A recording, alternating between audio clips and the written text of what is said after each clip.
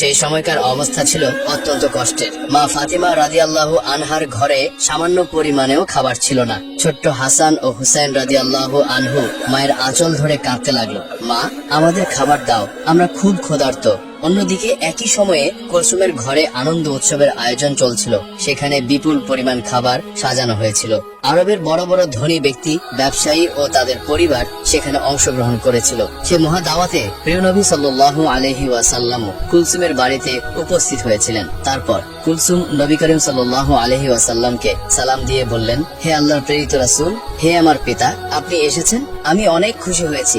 আপনি এখানে বসুন। আমরা অনেকেই জানি, আবার অনেকেই জানি না, কুলসুম ছিলেন ধন সম্পত্তির দিক থেকে অনেকটাই স্বাবলম্বী। পক্ষান্তরে মা ফাতেমা ছিলেন অত্যন্ত গরিব, কিন্তু অত্যন্ত গরিব হলেও তিনি দিন প্রচার এবং ঈমান আমলের দিক থেকে ছিলেন অটল। কেনই বা থাকবেন না? মা ফাতেমা হলেন জান্নাতের সর্দারিনী। তিনি জান্নাতুল ফিরদাউসে সকল জান্নাতি নারীদের প্রতিনিধিত্ব করবেন। কুলসুমের বাড়িতে বিভিন্ন রকমের খাবারের আয়োজন হতে লাগলো। মহানবী সাল্লাল্লাহু আলাইহি ওয়াসাল্লাম বললেন, মা কুলসুম, তুমি তো সবাইকে এখানে আমন্ত্রণ জানিয়েছো, সবাইকেই আমি দেখতে পাচ্ছি।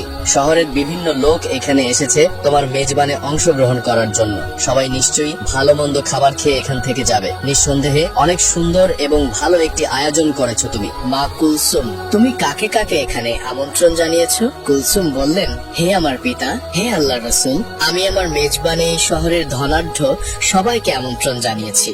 আব্বাজান, শহরের সকল পণ্ডিত জ্ঞানীদের এখানে আমন্ত্রণ জানিয়েছি। নবী করিম সাল্লাল্লাহু আলাইহি ওয়াসাল্লাম বললেন, তুমি সবাইকে এখানে আমন্ত্রণ করেছো, কিন্তু একজনকে তুমি আমন্ত্রণ করনি। কুলসুম তখন বললেন, কে বাবা, কাকে আমি আমন্ত্রণ করিনি? নবী করিম সাল্লাল্লাহু আলাইহি ওয়াসাল্লাম বললেন, সেটা তো তোমার অজানা হওয়ার কথা নয়, সে তো তোমার রক্তের সম্পর্ক, তোমার আপন বোন ফাতিমা। কুলসুম একটু চুপ হয়ে রইলেন।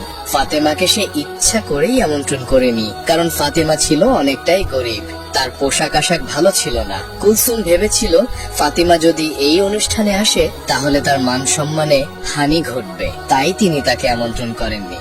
এদিকে কুলসুম যখন অনেক বড় মেজবানের আয়োজন করলো, ভালো ভালো কোরমা পোলাওয়ের আয়োজন করলো, মা ফাতেমারই আপন বোন কুলসুম শহরের সবাইকে আমন্ত্রণ করে খাওয়াচ্ছেন, তখন পক্ষান্তরে এক বেলা খেতেও পারছিল না মা ফাতেমা এবং তার দুই সন্তান হাসান এবং হোসেন ক্ষুধার জ্বালায় কাতরাচ্ছিল এবং তারা বলছিল, মা আমাদের খুবই ক্ষুধা লেগেছে, আমরা আর ক্ষুধার জ্বালা সহ্য করতে পারছি না, তুমি আমাদেরকে কিছু খাবার দাও। মা ফাতেমার চোখ থেকে অজস্র ধারায় পানি ঝরছিল এবং তিনি আল্লাহর কাছে বলছিলেন, হে আল্লাহ, আমার ঘরে তো কোনো খাবার নেই, কোনো দিরহামও নেই, এই মাসুম বাচ্চার মুখে আমি কি তুলে দিব? এখন আমি না হয় ক্ষুধার জ্বালা সহ্য করতে পারছি, কিন্তু এই মাসুম বাচ্চা দুটো ক্ষুধার জ্বালা সহ্য করতে পারছে না। মা ফাতেমার কান্নায় আল্লাহর আরশ কেঁপে উঠলো।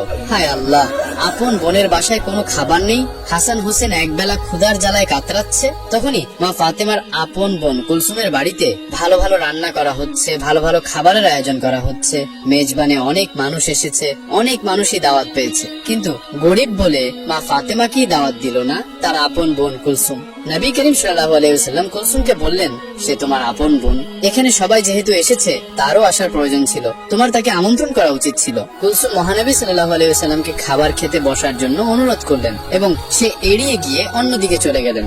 সবাই খাবার খেতে বসে গেল এবং খাবার চুলা থেকে উঠাতে লাগলো। কুলসুম সবকিছু তদারকি করতে লাগলেন। নবী করিম সাল্লাল্লাহু আলাইহি ওয়াসাল্লাম দুঃখ ভারাক্রান্ত মন নিয়ে দাঁড়িয়ে রইলেন। সে কি করে সেখান থেকে খাবার গ্রহণ করবেন? তার সব থেকে আদরের মেয়ে মা ফাতেমা সেখানে আসেনি, তার কলিজার টুকরা নাতি হাসান হোসেন ক্ষুধার জ্বালায় কাতরাচ্ছিল। হায় আল্লাহ, এই নিদারুণ অসহায়ত্ব দেখে নবী করিম সাল্লাল্লাহু আলাইহি ওয়াসাল্লামের মনে অনেকটাই কষ্ট লাগলো। তারপর মা ফাতেমার কাছে যখন হাসান হোসেন ক্ষুধার জ্বালায় চিৎকার করছিল, মা ফাতেমা কোনো উপায় না পেয়ে শুধু চুলাতে গরম পানি ফোটাতে লাগলেন এবং হাসান হোসেনকে বললেন, এই তো বাবা, একটু পরেই খাবার হয়ে যাবে, তোমরা যাও পাহাড়ের কাছে গিয়ে খেলা করো, আমি রান্না হলেই তোমাদেরকে ডাকবো। আসলে চুলায় তো কোনো খাবারই ছিল না, শুধুই গরম পানি দিয়ে ফোটাচ্ছিলেন মা ফাতেমা, কারণ ছেলেদের তো কিছু একটা বোঝাতে হবে। তার ঘরে যে কোনো খাবার নেই, সে শুধুই এই অবস্থা দেখছিলেন এবং তার চোখ থেকে অজস্র ধারায় পানি ঝরছিল। পক্ষান্তরে তার আপন বোনের বাসায় অনেক ধরনের খাবারের আয়োজন হতে লাগলো। তারপর সবাইকে খাবারের জন্য যখন কুলসুম খাবারের পাত্রের কাছে গেলেন, তিনি সেই ঘটনা দেখে অবাক হয়ে রইলেন। কারণ তিনি যখন খাবারের পাত্রের কাছে গিয়ে খাবারের ঢাকনা একে একে ওপরে তুললেন, তিনি দেখলেন সকল খাবারই রান্না করা ভালো ভালো খাবার, পোলাও, কোরমা, মাংস সবকিছু পাথর হয়ে গিয়েছে। তিনি বললেন, হায় আল্লাহ, এ কি করে সম্ভব? এ কি করে হলো? একটু আগেই তো সকল খাবার রান্না করা হয়েছিল।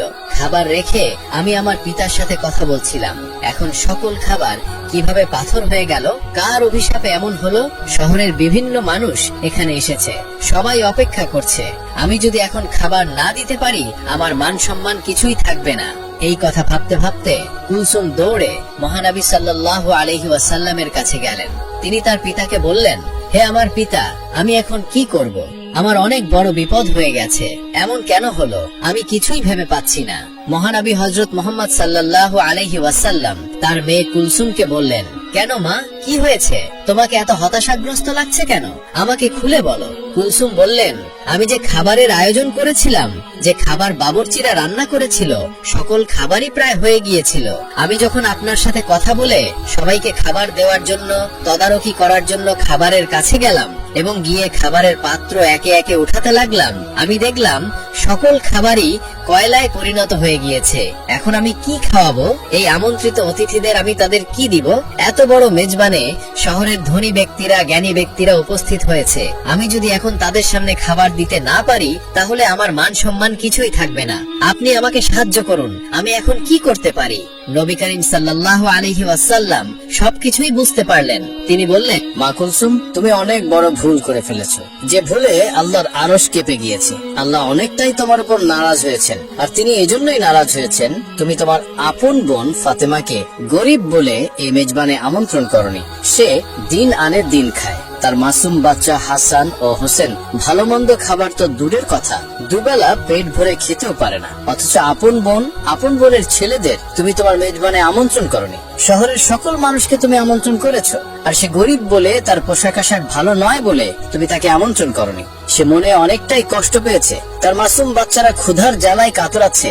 এই ঘটনা আল্লাহর আরশে পৌঁছে গিয়েছে। আল্লাহ তোমার উপর নারাজ হয়েছেন, তাই তোমার সকল খাবারই সে কয়লায় পরিণত করে দিয়েছেন। এরপর কুলসুম বললেন, হায় আল্লাহ, আমি তো এতটা ভাবিনি। হে আল্লাহর নবী, আপনি কিছু একটা করুন, এর সমাধান দিন। নবী করিম সাল্লাল্লাহু আলাইহি ওয়াসাল্লাম বললেন, এর উপায় একমাত্র মা ফাতেমার কাছে আছে। তিনিই পারেন সকল সমস্যার সমাধান করতে। নিশ্চয়ই তার ইচ্ছায় আল্লাহ রাব্বুল আলামিন এই সমস্যার সমাধান করে দিতে পারেন। তখন কুলসুম দৌড়াতে দৌড়াতে মা ফাতেমার বাড়িতে পৌঁছে গেলেন। সেখানে গিয়ে তিনি মা ফাতেমাকে ডাক দিলেন। মা ফাতেমা বাড়ি থেকে বের হয়ে আসলেন এবং বললেন, হে আমার বোন, তোমাকে এতটা হতাশাগ্রস্ত দেখাচ্ছে কেন? এই অসময়ে আমার বাড়িতে কেন? আচ্ছা, তোমার বাড়িতে অনেক বড় খাবারের আয়োজন, অনেক বড় মেজবানের আয়োজন করেছো তুমি। কুলসুম কান্না করে বললেন, হে আমার বোন, আমাকে